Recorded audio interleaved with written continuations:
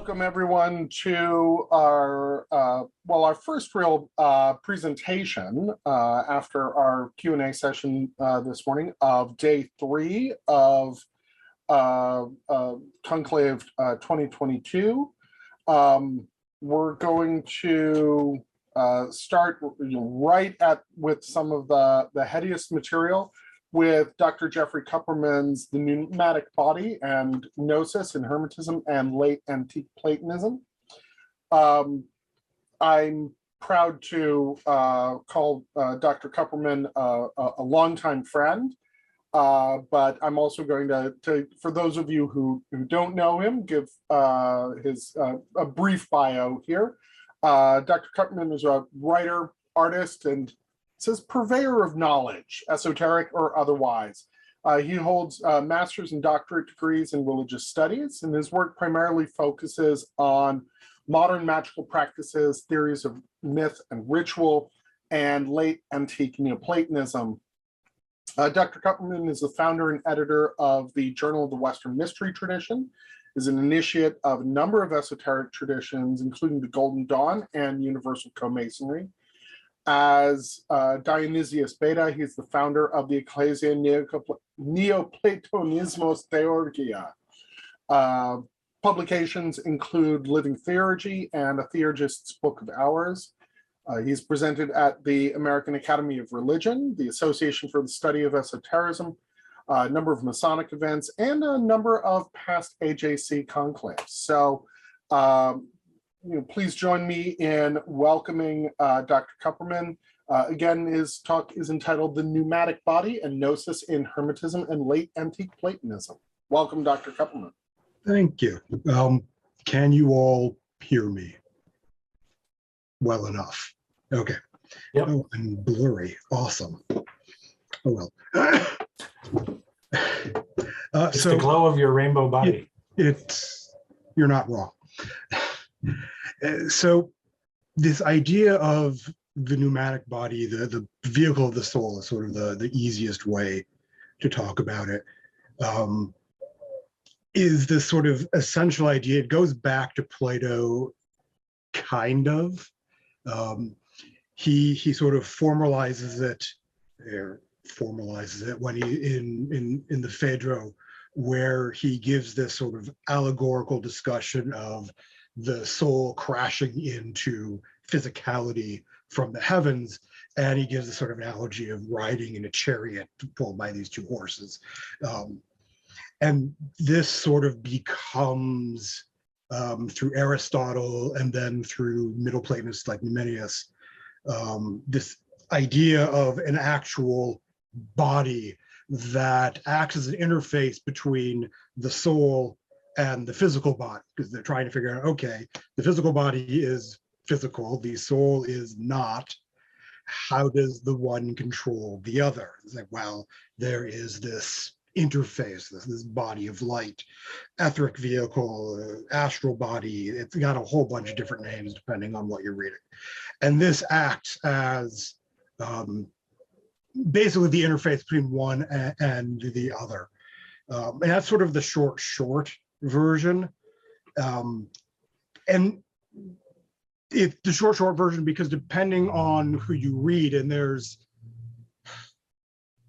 a couple of 100 years of theorizing about this, from easily the 2nd century to the end of the 5th or 6th century CE.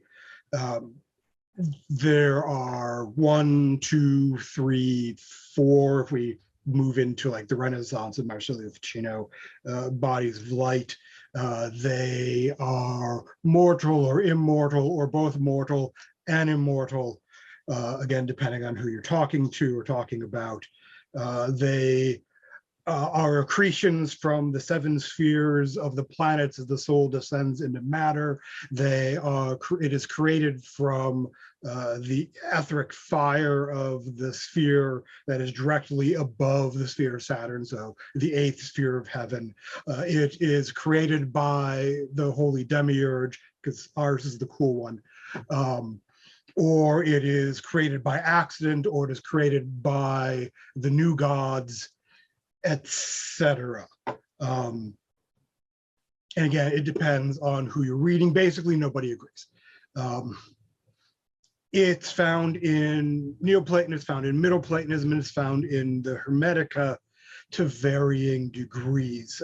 In the Hermetica, it is not well developed. And we're talking about specifically the Corpus Hermeticum, and to a lesser extent, some of the Hermetic tracts that are in like the Nag Hammadi library, as opposed to something like the Kabbalion, which is not at all Hermetic.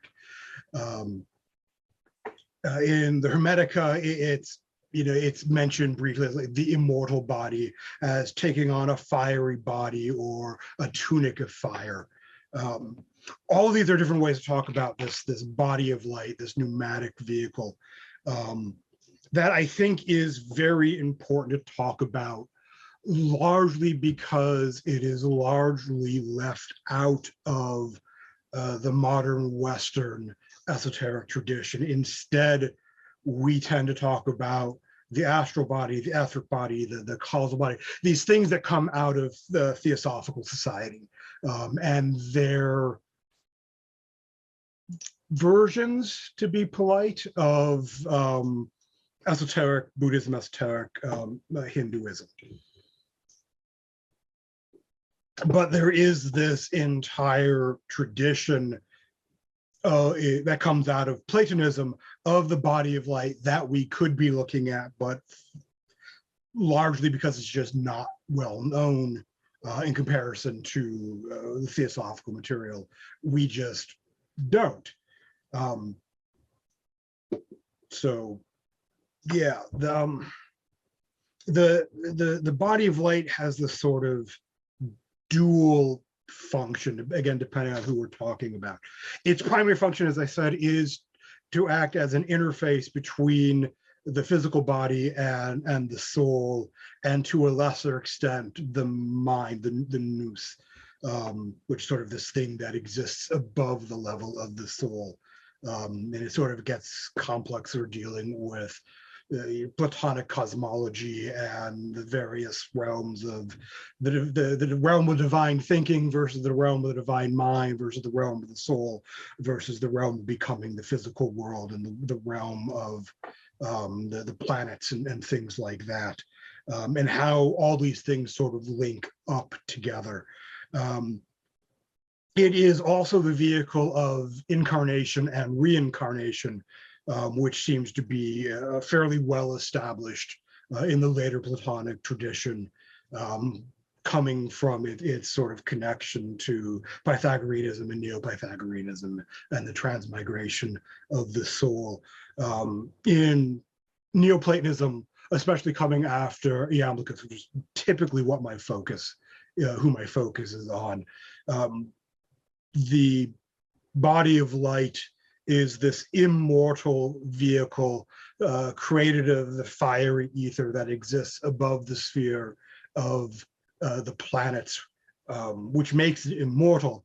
And it is created by the solar demiurge, variously identified as Helios, as Horus or Re, sometimes as Zeus Helios, if you're looking at Julian the Philosopher's hymn to Helios, which is based on Iamblichian cosmology. This solar deity, whatever you want to call him. So it is created by the all-good demiurge of the Timaeus. It is created to be immortal, and it is so because for Iamblichus, at least, it is connected permanently to the reincarnating soul, which is itself also immortal, kinda. Because for Iamblichus, the soul descends completely into the body and so is immortally present in the mortal body and remains mortal until the soul remembers what it truly is, thus regaining its immortality, where it can then incarnate in such a way that it is not defiled, isn't quite the right word, but confused by, brought into a state of forgetting by the physical body.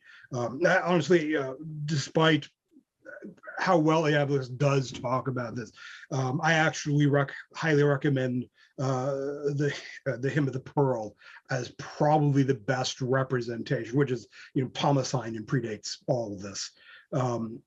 Really probably the best representation of sort of this later Platonic understanding of how the soul engages in physicality in this state of forgetfulness, and that one of its main purposes is to remember what it is.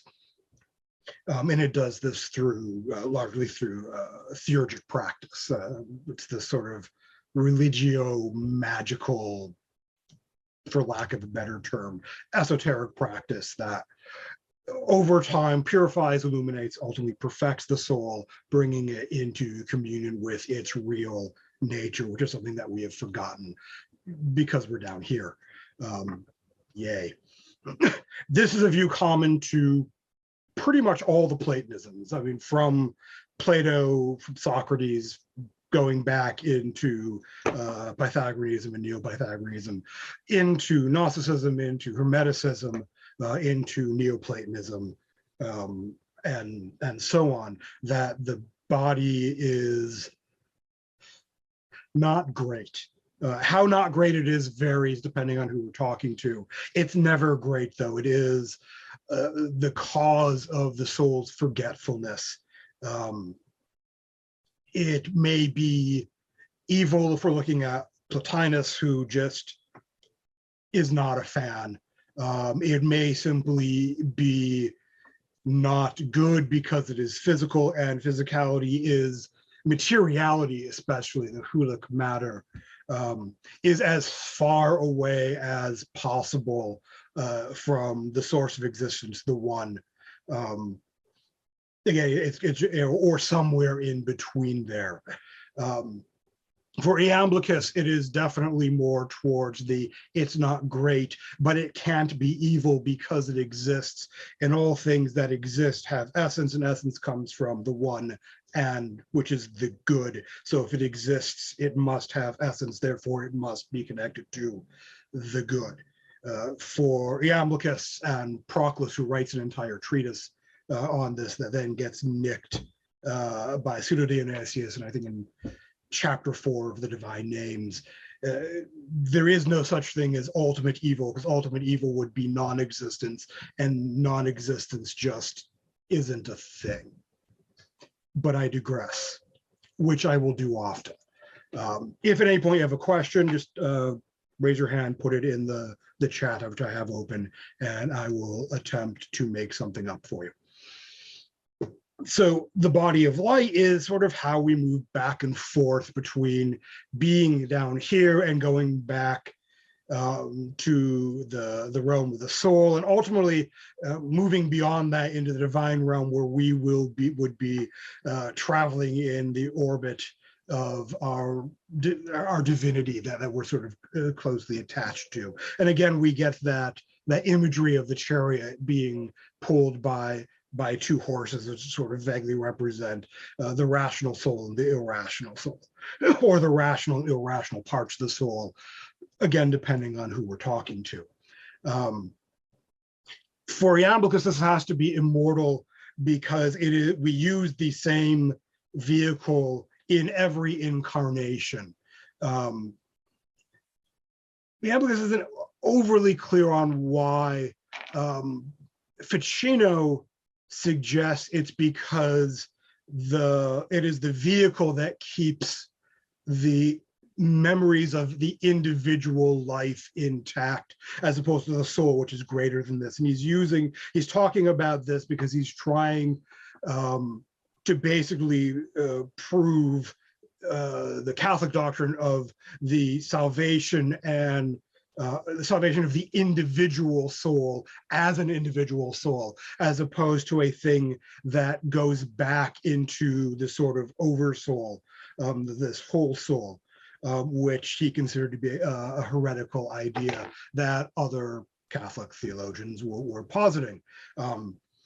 This is important to Ficino, especially because one of his goals was basically the Platonizing of Catholicism, which he saw as not really changing Catholicism, but as bringing it back to its original sort of spiritual thing, which, as you might imagine, got him into a lot of trouble. For Iamblichus, though, the soul is, the vehicle of the soul is not the seat of the memory. Memory is a power of the soul itself, not the vehicle. As is imagination, which for Ficino, this is something that is a power of the vehicle itself, but for the later Platonists, it's the soul itself that has these powers. And that sort of becomes important for some of the stuff that's going to go on in connection to the body of light, and then its connection to Gnosis.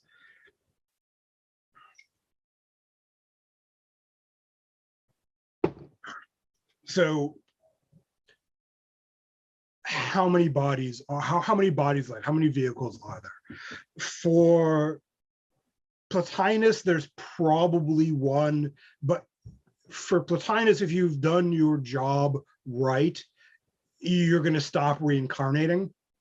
So he doesn't really talk about it. We gather that it's one mostly through Porphyry, his sort of his primary student, who says there is one.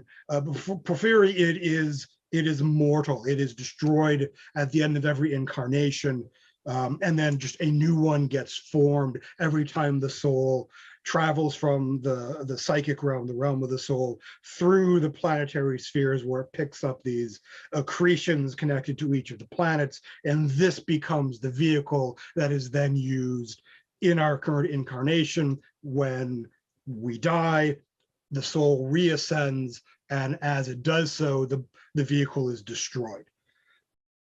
For Iamblichus, as I've said, there's again just the one, but it is immortal. We use it back and forth.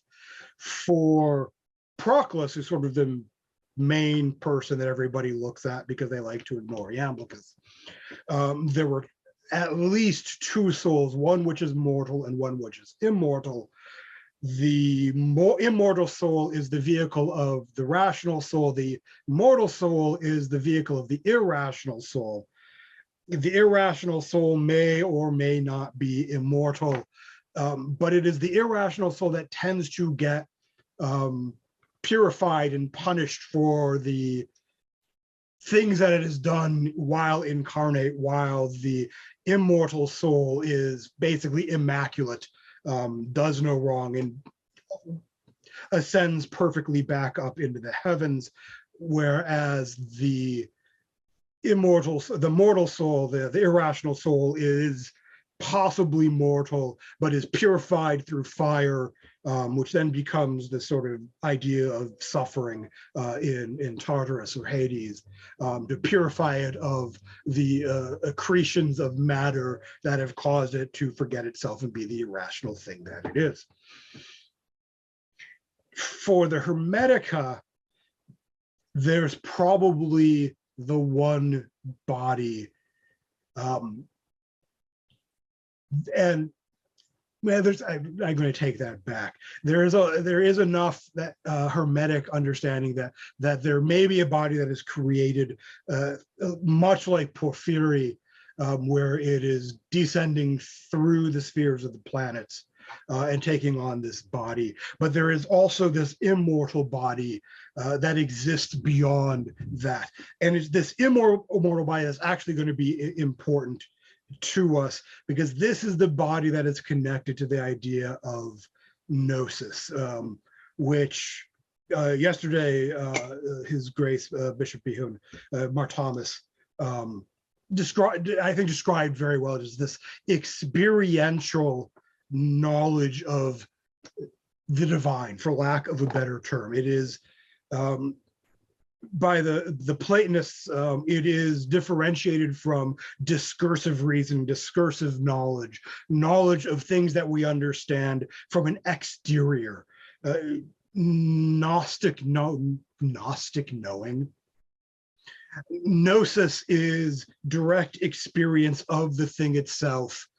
And in the Hermetica, not just of the thing itself, but as the thing itself. It is an erasure of the I-thou relationship between whatever it is that we're talking about, whether it is one of the various spheres like the Ogdoad and the Ennead, these realms that exist above the planets, whether it is of a particular deity, of the good of the one itself, whether it is theosis or henosis, whether it is the divinization of the soul or the soul becoming one with some higher realm. Gnosis is not just an experience of it, but an experience as it, which I think is an important distinction.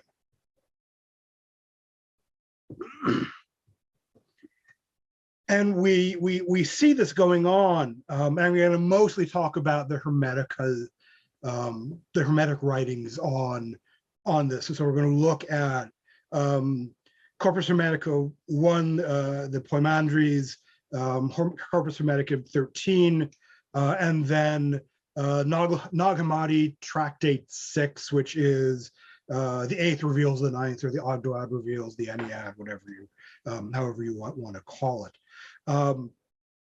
And these are three presumably, but not necessarily, unrelated tractates. And I say that because generally academics who study this say that if you look at the different books of the Corpus Hermeticum, they probably come from different groups and have no relationship to each other. But that may or may not actually be true. Walter Hanegraaff suggests that at least Corpus Hermeticum 1 and 13, and probably the 8th reveals the 9th, may actually be related to each other and represent this sort of scale of initiation and a scale of gnosis, for lack of a better term, where Corpus Hermeticum 1 is this initiation and vision that takes the initiate through the spheres of the planets, and they have this Gnostic vision of creation itself. But then in Corpus Hermetica 13, there is the divine rebirth. One goes beyond the vision of reality to that which exists above it, which then leads to the vision of the 8th and the 9th, which is what exists beyond those 7. So you have a vision of reality, a birth into what is beyond reality or physical reality, and then a vision of or experience of what that thing beyond reality is. And that's what these three different tractates, books, whatever, represent, at least according to Hanegraaff. And while I have a love-hate relationship with Hanegraaff, his argument is, I think, compelling.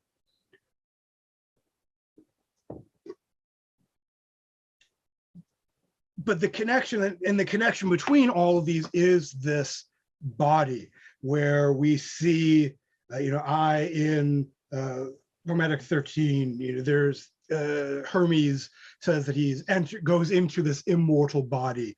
He puts on a tunic of fire.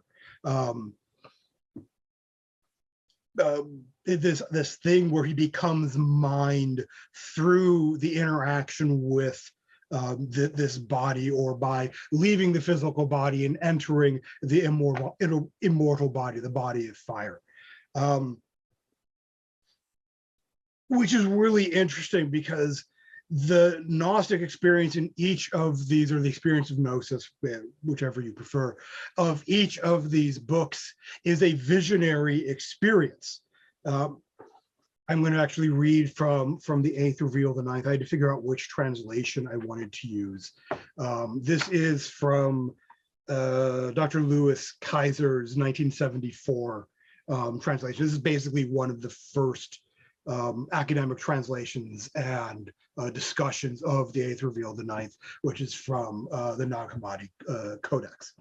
And so this is the words of the Father here. This is a dialogue between the Father and the Son, which are probably cultic or initiatory titles, as opposed to like between God the Father and God the Son. In the earlier Hermetic text, this would probably be between Hermes and Asclepius, or Hermes and Tat. In fact, after this particular vision where the Father identifies himself with Nous, with the divine mind, it is only then that the Son refers to him as Hermes. Before that, it is always just Father, which then suggests Hermes is either, as Hermes Trismegistus, is either identical to the divine mind or is itself occultic, becomes a cultic title, both of which are actually really interesting ideas. So here we have the Father. How shall I describe the all? I see another Nous, another mind, who moves the soul. I see the one who speaks to me through holy sleep. Thou givest me strength. I see myself. I am willing to discourse. I am overcome with trembling.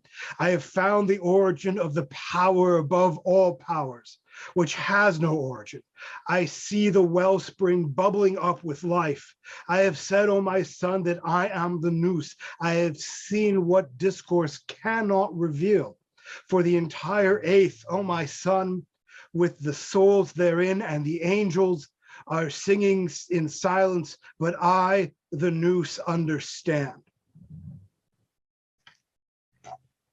So he has this knowledge, but he has this knowledge through seeing, and what he sees, he becomes. Which is interesting, because it's not how we necessarily think of Gnosis as a visual experience. And we do have to ask, especially with, I think it was the first day's presentation on, the nature of vision, and for those who are aphantasic, for instance, and how that works. And I'm going to try to talk about that when we talk about imagination. But he has this vision, and it is through this vision that he, the Father, who becomes Nous, becomes mind, whether it is the divine mind or his own mind, which exists above the soul, and whether or not these are actually two different things, they don't tell us. So the answer is either the academic, it depends, or my preferred answer, which is yes. Whether or not these are mutually exclusive, we're just going to go with yes. What is interesting about this vision especially, and I think, I don't remember who asked about this before in reference to a different vision or visionary text, is this text the end product of a vision, or is it the vision that allows others to have a similar experience? And this one actually is really clear that the answer is both. This is a vision that presumably the Father Hermes has had in the past, and because he has had it, he's able to cause it to happen in the Son. And he's able to do so because he becomes Nous, the divine mind, which makes him effectively God, kind of. The nature of God in the Hermetica is questionable, or it varies depending on the book. Sometimes it is like Plotinus's understanding of the one in the earlier parts of the Enneads, where the one and Nous seem to be the same thing. Whereas sometimes in sort of the later Enneads, they're very distinct. And then the one may become more transcendent, like the first hypothesis, and the Parmenides, which is what all the later Neoplatonists sort of say. Even Porphyry, like, ignore him. It's more like the Parmenides, where the one is this utterly transcendent, unknowable thing. Sometimes in the Hermetica, the one is like that. Sometimes the one is the Father, and is this more immediate, more knowable, but not necessarily very knowable thing. Sometimes it is much more like the Nous. Sometimes it is more like in the Chaldean Oracles, as the Reverend Deacon Stewart was talking about, where it is the first God, but everybody thinks Nous is actually the first God. Where sort of like in the Timaeus, where we think of the Demiurgos as who's the creator God as being God, but really they're stuff, whether it's the pre-essential demiurge in Iamblichus or the one that's the actual God. In the Hermetica, you sort of get a variety of those things. And the eighth reveals the ninth isn't overly clear on it. And that might be because it's just not relevant to what it's talking about. It might be because we're specifically talking about the Ogdoad and the Ennead, and we only want to talk about what is at that level, and the one is beyond that, whether it's in the 10th sphere or beyond everything completely. It's not entirely clear. But fortunately for us, it doesn't actually matter right now, at least for this vision. More importantly, I think, is that the visions are able to happen because of something that happens to the sun, whether it's Tat or Asclepius, or whomever. And that's because, unlike Neoplatonic theurgy, which requires one to engage in before that religious practice and before that philosophical practice, that these are purificatory practices that are necessary before theurgy you can even really think about it. In at least book 13 and the eighth reveal, the ninth, book 1 is a little more questionable. The thing that allows the sun to have their mystic experience is something that is entirely outside of them. In book 1, because I don't time, I may be confusing book 1 and 13 here, but I think it is in book 1 where there is more of an idea of there is an ethical life that you have to be living in order to get to the point where the initiation into the vision of creation happens, that you've got to be doing that. So there's something that you have to be doing. But in book 13, the sun is being told that there are these 12 tormentors that exist in the soul. The first of which is ignorance, which is why you don't know that you have them, because the very first one is causing you to not know this. And these 12 tormentors are the things that keep us basically in misery and in incarnation in the physical world and in ignorance of the divine realms. And it is only through the intervention of the divine, who grants these 10 virtues to us, that through those 10 virtues that are just given to us, not necessarily on our own merit. In fact, in book 13, they really just happen.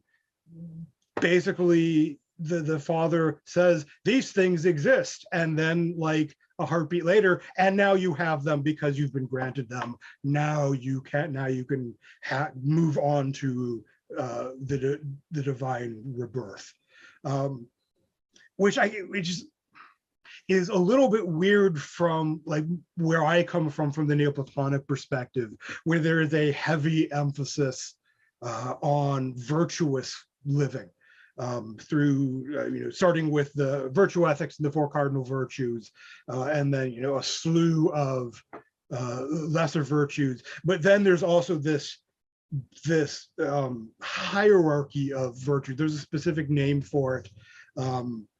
The ladder of virtues, that's it, where the four cardinal virtues exist on a scale, not the four virtues themselves being a scale, but there's a set of these four, and each level of the scale going from the sort of these natural virtues that we're born with to the height of human virtues, which are the civic virtues that we engage to make society a better place, and then the set of these divine virtues that are above them that you only get into once you start practicing theurgy. So there's this huge emphasis on living a proper life, which really they're actually getting more from Aristotle. If you look at Proclus and Iamblichus, while they're using the language of the four cardinal virtues as we find them, for instance, in the Republic, they're really defined through Aristotle and his ethical theory. So this interesting sort of merging of these two, which is like wholly absent in the Hermetica, where this becomes, I think, much closer to, or I guess much more in line with its middle Platonic roots, much like with Gnosticism, where salvation comes through this particular experience, not through works, not through grace, but you have Gnosis, and what triggers Gnosis may not have anything to do with you. In the case of Corpus Hermetica 13, it happens pretty much because it does. So you get this experience, you get this gift given to you because you do, and then you can be born into this new life, which comes with a visionary experience. Visionary experiences are, I think, throughout the Hermetic material. You find it in the Enneads, where we should then presume that whenever you have any of these sorts of these visions of things in Plotinus, we should probably assume that these are visions that Plotinus himself has had. Book 2 of Iamblichus's De Mysteriis, his treatise on theurgy, is filled with these different visions of the greater kinds, the spiritual beings ranging from purified souls, which is us when we've left the body and become sort of like saints, basically, up through the gods themselves. And how do you know you're dealing with a god? Well, here's what you're going to see and experience. And he doesn't really say it, but the presumption here is you're not experiencing it or seeing it with the physical body, but with the soul, or through the medium of the body of light, the vehicle of the soul, the pneumatic vehicle, again, etc. So if they're happening through vision, we have to ask, where does this vision come from? How do we have it? And that's where the role of imagination comes in. When Iamblichus talks about this, and I'm going to be talking mostly about Iamblichus here because he talks about it the most of, basically the Hermetica doesn't really talk about it And of the later Platonists, I think the only one who really talks about it as much as Iamblichus is Ficino, and he's cribbing from Proclus and Iamblichus. For Iamblichus, the faculty of imagination is the faculty of the rational soul, the soul that gets entwined with the physical body to become a human. That he's sort of using this definition of a human that he's getting from Socrates, not the bird without feathers part, but say the soul entwined with a body. This is what a human is. And I like that definition from a modern perspective, because a human is not a Homo sapien per se. It is a rational soul entwined with the body, and whatever happens to fit that thing, that's a human. Cool. It is, importantly though, it is the rational soul that has the power of imagination, not the irrational soul, which is, I think, what we would more instinctively think imagination comes with or is connected to, especially as the word that is being used here is fantasia, which is where we get fantasy from, which we would today associate with irrational, daydreaming things that aren't really real. And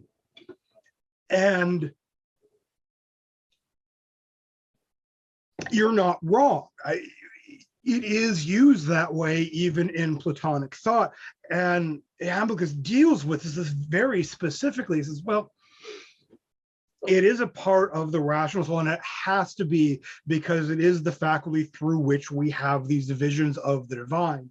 And it is the rational soul that is most like the divine, and through sort of this idea of correspondence or spiritual closeness, that's how we have experiences. We have experiences of that which we are like. The more alike we are with that thing, the more experience we have of that thing. This is the idea ultimately behind Gnosis, becoming one with things.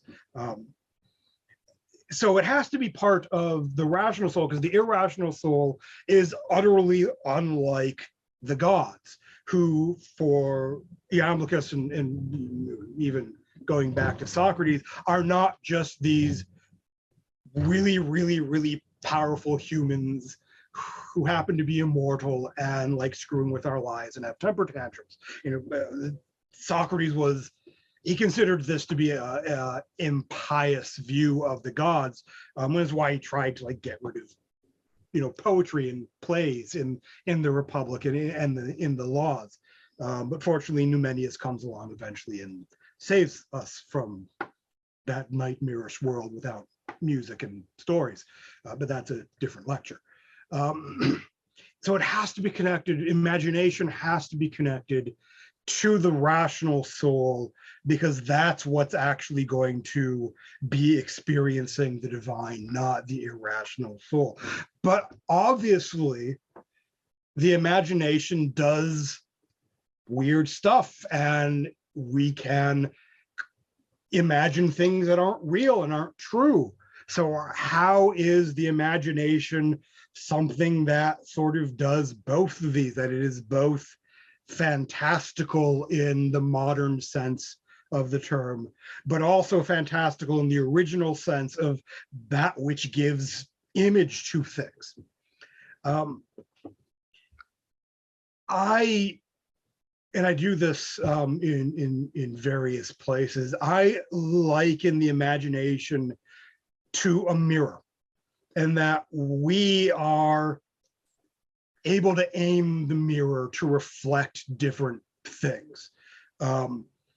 We can point it downwards, or we can point it upwards. That's probably oversimplistic.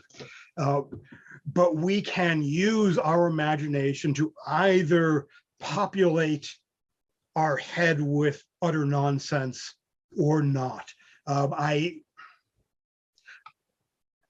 generally don't like relying on theosophical anything, but the theosophical notion of the astral plane, of like the lower and upper astral plane, is actually a really useful analogy here, where the upper astral plane reflects the divine realms above it, but the lower astral plane is where all of the garbage from our head that just sort of pops up either comes from or goes to, or both.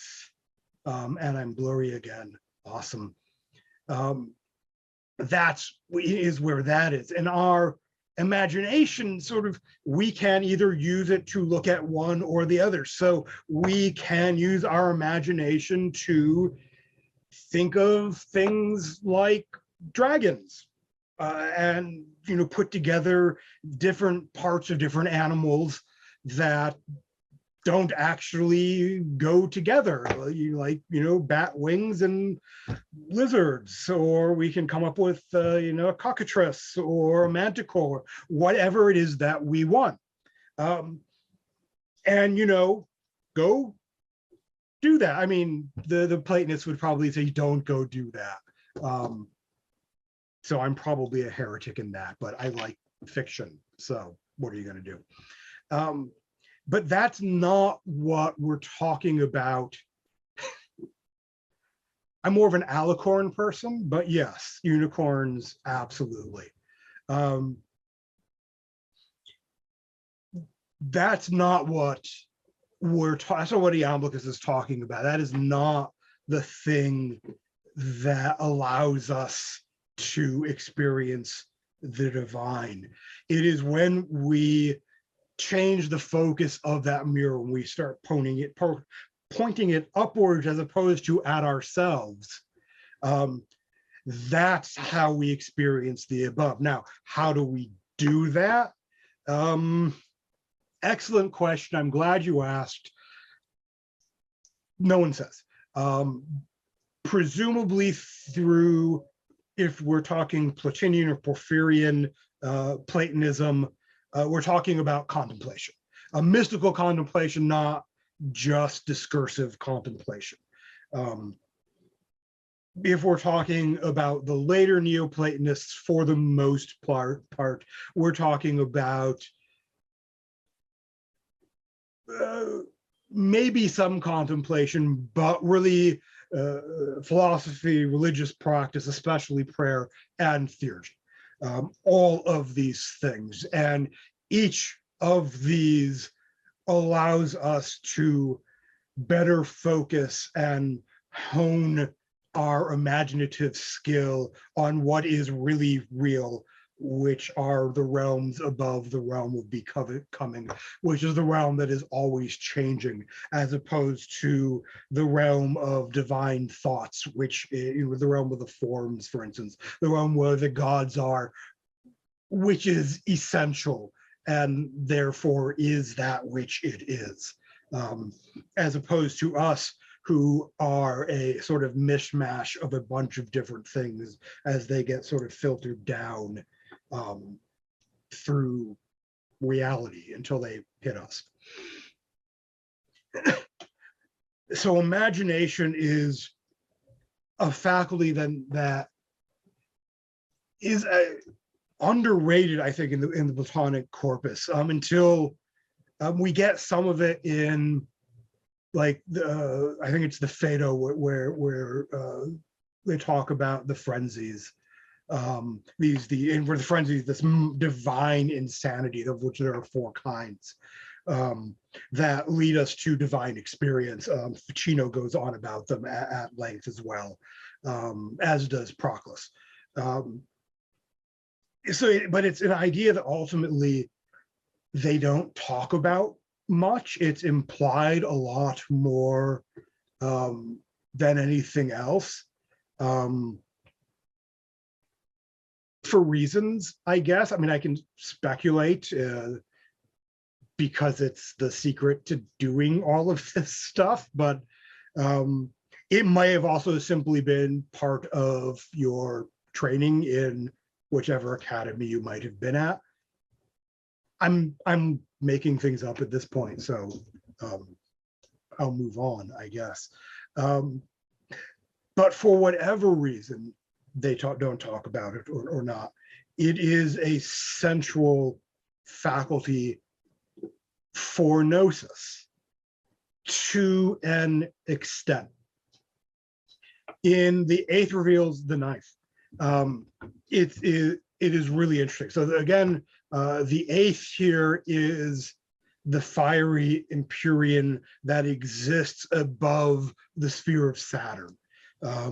So you'd have in the sort of cosmological reality, us down here at the bottom, beneath the realm of the elements, and which is the sublunar realm, and then there are these sort of concentric spheres going upwards from the moon up to Saturn, and then the Empyrean or the fixed stars, depending on what system you're looking at, and then possibly something beyond all of that, like the realm of the soul or the realm of the forms, even further on. The eighth is the realm that is just beyond the realm of the planets. So it is the realm that is the first realm above, or either before or after, depending on which way you're going, anything that has to do with matter at all. And here, when we're talking about matter, we're really talking more about Aristotle's concept of hula rather than the gross physical matter here. It is beyond that. It is the realm, according to this vision that I read to you, that the souls and the angels exist in. And there was presumably a angelology existing both in Hermetism and in Neoplatonism that has entirely been lost to us, much to my constant frustration. But it is beyond those things. It is beyond physicalities, beyond the planets. It is the first place that you vision after you have been divinely reborn. And it is from here that you can have the vision of the ninth. But the vision of the ninth is never actually given in the initiatory text. And it's not like it was excised or it's part of a lacuna. It's clearly not supposed to be there from how the narrative is set up. Instead, we're told that there is this other stuff that cannot be talked about, right? He says in here that I am willing to discourse, I'm willing to talk, but shortly after he says, I have seen the things that cannot be talked about. This is presumably the ninth, or whatever might be beyond that. And it's interesting because he uses the language of vision, but also we're using both the language of vision and the language of language, right, simultaneously. And we get to a point where we still have vision, but words now fail us. At best, what we can do is say, I can't say, which is extraordinarily frustrating, but in line with the cosmology that we're dealing with, to the extent that actually Iamblichus sort of censors almost Porphyry in De Mysteriis. Porphyry is asking a bunch of questions that Iamblichus decides to answer for one of his students. And one of them is about this experience of Gnosis with the gods. And basically the answer is, well, yeah, that can happen, but we're never going to actually know because it happens with the mind, not with the soul. And we don't have experience of that. It is above that which we can actually know. So sure, but where maybe you did have this experience, but if you did, you wouldn't know about it. And if on the off chance that you did, you couldn't explain it because it's something that exists beyond the level of discourse. It is unknowable, not completely, but it's unknowable to us as beings with souls, or it's unknowable to us as souls. We're also minds, and this is something that the Platonists don't really go into much. And in the Hermetic material, it's questionable when they talk about nous and they talk about psyche, they talk about mind and soul, if these are different things or if they are different levels of the same thing. For instance, like what we just talked about, is that I am mind. Is that just him experiencing the soul at a higher level? You'll get something like Proclus will talk about the flower of the soul when he talks about the nous of the soul, which is this thing that sort of rises up and just peaks out of the level of the soul and into the level of the intellect, which is only possible because for Proclus, each of the different realms or cosmoses overlap a tiny bit from the top and the bottom. So the bottommost of one part of the realm is identical to the topmost of the next. But even then, if you're having this experience of the flower of the soul, you're not doing this as an individual because you have to go through the world soul and the whole soul as well. So not as the individual. And I have no idea how you would describe an experience that you've had when you're not you anymore. And to his credit, as far as I know, Proclus doesn't try to describe it. Where are we? Okay.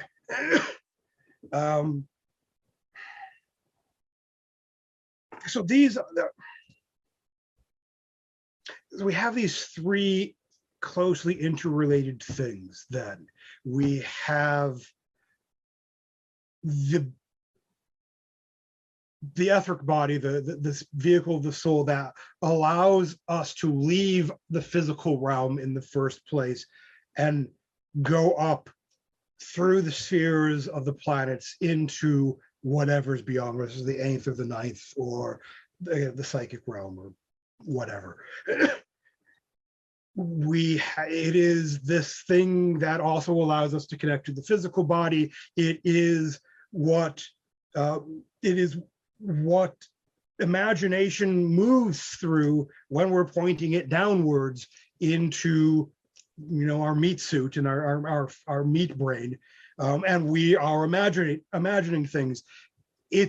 That's the thing that lets that happen. It's that in between. It's not quite physical. It's not quite spiritual, or it's both physical and it's both spiritual. Pick the one you like. But it's what lets us go beyond here to have these experiences. It is what allows us to have a certain kind of experience of gnosis and remember it. But it does so through this medium of imagination. And for this, besides that we get these sort of visionary descriptions in Corpus Hermeticum 1 and 13, we don't need to go to the Hermetic texts or the Neoplatonists or the Gnostic texts, though we could, when we could suggest that something like the Apocryphon of John is not merely a mythological text. I use the word merely and mythologically, both with caveats, I guess. But it is presumably a text that may also be an experiential text. and it's been a long time since I've read it, so I don't know if we can argue or not that it might be an initiatory text where one is experiencing, the archons, but eventually transcending the archons through, the coming of the Christos and through Barbello and so on. Almost everybody, almost probably all of you who are watching this probably can answer that question better than I can. But we can look at almost any saint-like person that wrote down their experiences.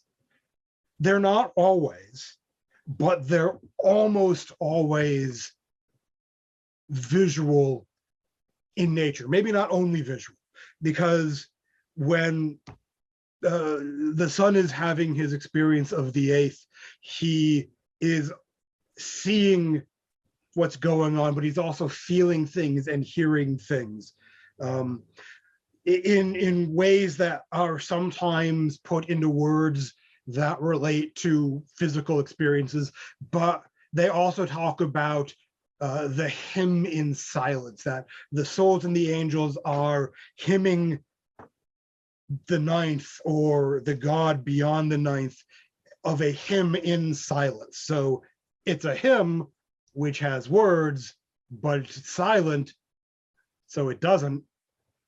Again, one of those weird things that's either beyond understanding or this weird liminal thing. Which, I mean, I think we're all about the liminal thing. The Gnostic experience, this experience of Gnosis, seems to exist in that state that's both here and there, and not here and not there, which is sort of what makes them neat and interesting to study as an academic, if nothing else. But go pick up a book, written about or by a mystic, and they saw something. That's that faculty of imagination going on here, which does lead, and I thought of this literally only because of the presentation on my Deacon Brendan, I think. I'm sorry, I don't name well. And is talking about aphantasia. And so that does bring up the question, if imagination is the faculty of the soul, but you are aphantasia, which means that you don't think visually, how does that work exactly? And again, I'm making stuff up here, but my guess would be it's something that is probably close to the faculty then of dreaming, because from what I understand, aphantasics, people with aphantasia, people who are aphantasic, I don't know, dream, which is again one of those interesting things. I don't have visual imagination, but I do see things in dreams. The holistic bias towards visual versus auditory versus tactile. There absolutely is a linguistic bias towards visual. And I agree with that. And part of that is biological, if nothing else, for most of us. It is the sense that we rely on the most. So we're going to talk about that the most. It's actually, I would suggest, and shockingly I'm going off topic, fiction writers who are really good at describing things beyond what you see are the most effective in doing the thing they're trying to do and getting you to experience the thing that you're trying to experience.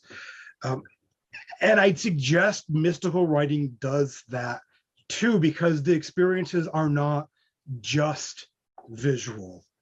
They are like Iamblichus, when he's talking about experiencing the gods. Yeah, there's a light. Light is the primary experience of encountering a divine being from a purified soul up to the gods.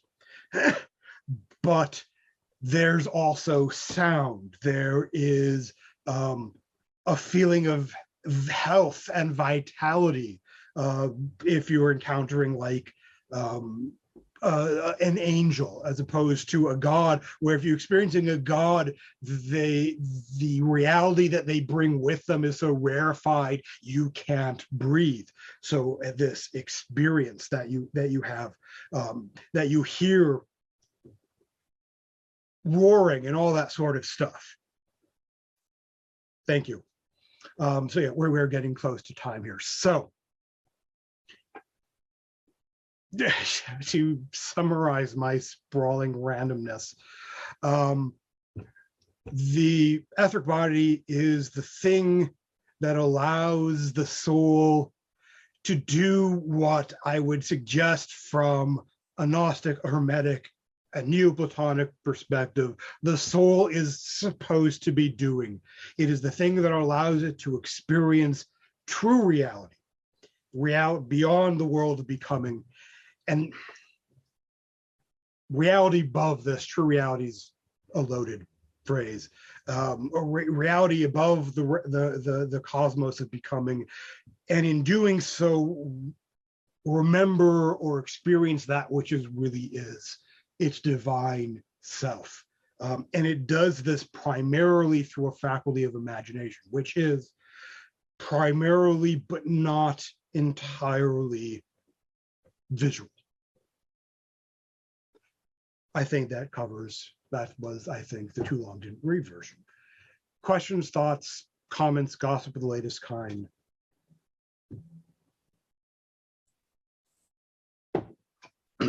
As always, go ahead. Sorry, go ahead. as always, I'm gonna jump in because that's, I think, what they keep me around for.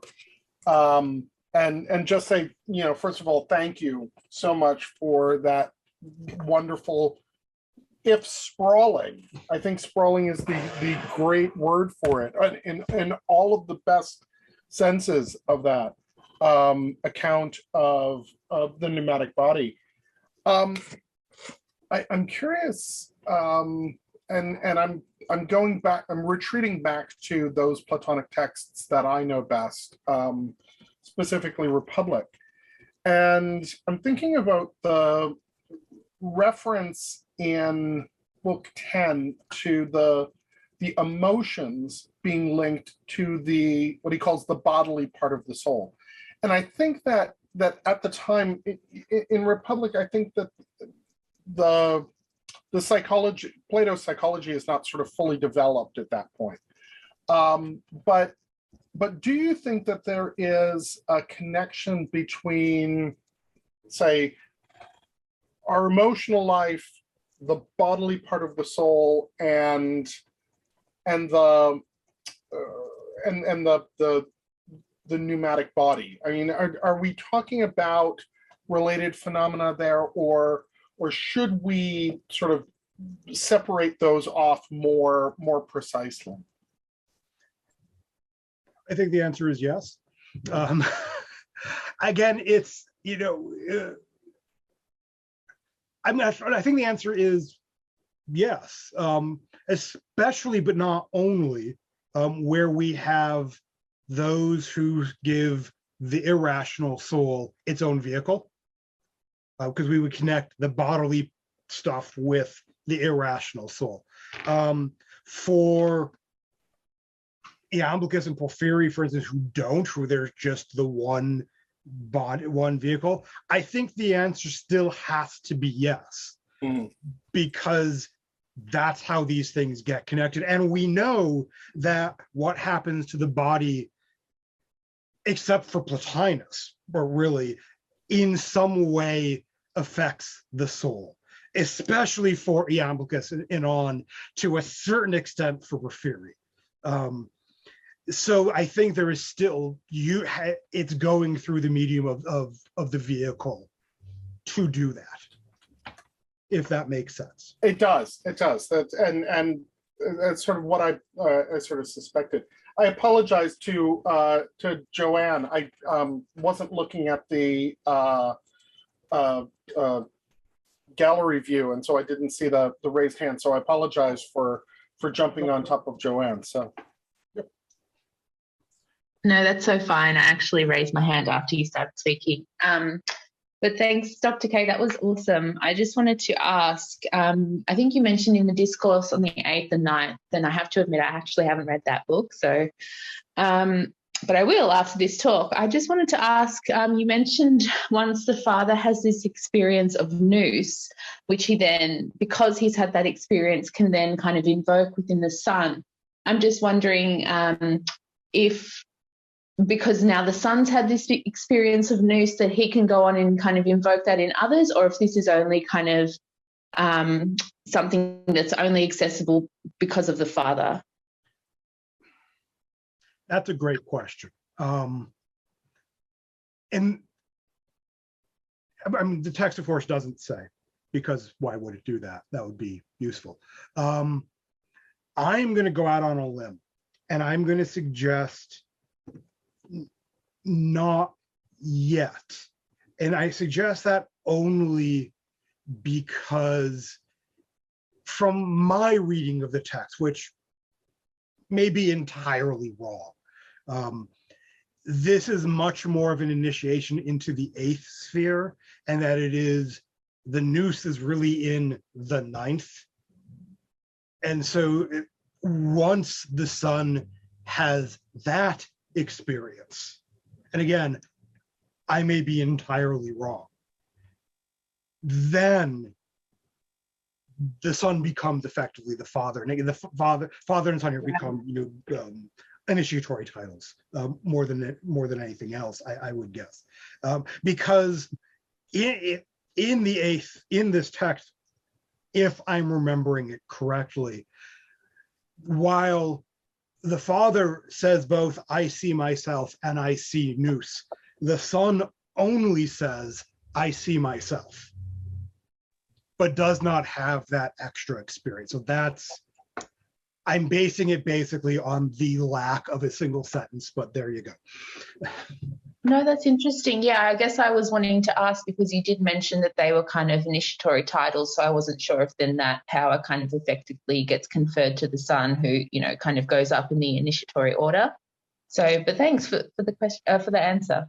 Well, you're welcome. And again, I need to stress that it is my interpretation that these are initiatory or cultic titles, but it makes sense. Yeah. If nothing else. Cool. Thank you. I had a question. You had made reference to a thing. I think it was myself in an earlier talk that kind of talked about the Nag Hammadi texts, or any spiritual text, as either being productive or reflective. In other words, you can use it to generate an experience, or it's a commentary on an experience. And so, kind of taking that pointer, would it be fair to say that you could use the corpus hermeticum? And I had a thing where I was going to note stuff like, Carl Jung's active imagination, or path working as you understand it, in kind of the Western mystery tradition, as a possible experiential route. But as you already you beat me to the punch. I guess, I think of something like the original Elu Cohen texts, which have, essentially a grade book, an answer book, a pass book, where, you have an experience and you check it against the book to determine if that's been a legitimate or an accurate experience.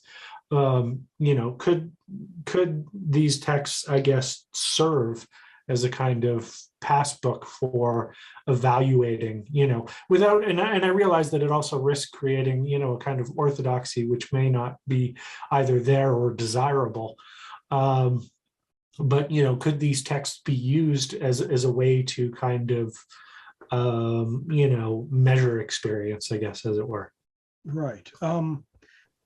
I think that's a qualified yes. Because, the problem, of course, is understanding what the people who wrote it meant it to be, as opposed to what us 1800 years later think it might mean. And I think that becomes problematic if we're going to say, I had this experience, the corpus hermeticum says this is a real experience. Like, well, but does it though? Right? But I think it could be, and I think we could even use it as such, even without knowing what the original intention was, as long as we recognize that we are having these experiences, and when we do, and the other people in the tradition that we're working with, we're using this interpretation of it to qualify their experiences, if that makes sense. As opposed to saying, well, no, clearly this is what this second century group meant by that, right? We're saying, well, no, this is our reading of it. And us six of us, when we created this group, we had similar readings or similar experiences that we're reading back to this. So this is how we're now going to use for other people who come after us. That's what I'm trying to say. I don't know if that's what you were saying, but that's what I'm saying. No, that makes sense. I mean, that's what we're working with, right? Like that's what we have. We don't have an insight into their brain. You know, we have the product of it, and of course, it has to meet our own brain, as it were. Absolutely, and I probably only bring it up because I'm in that weird world where I'm both a scholar and a practitioner.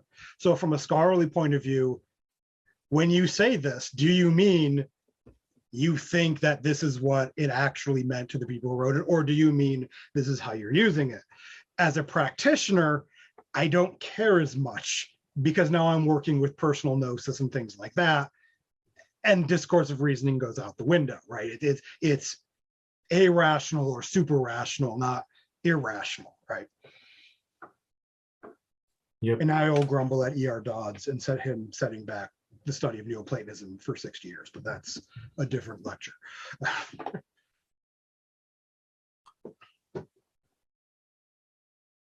Any other questions?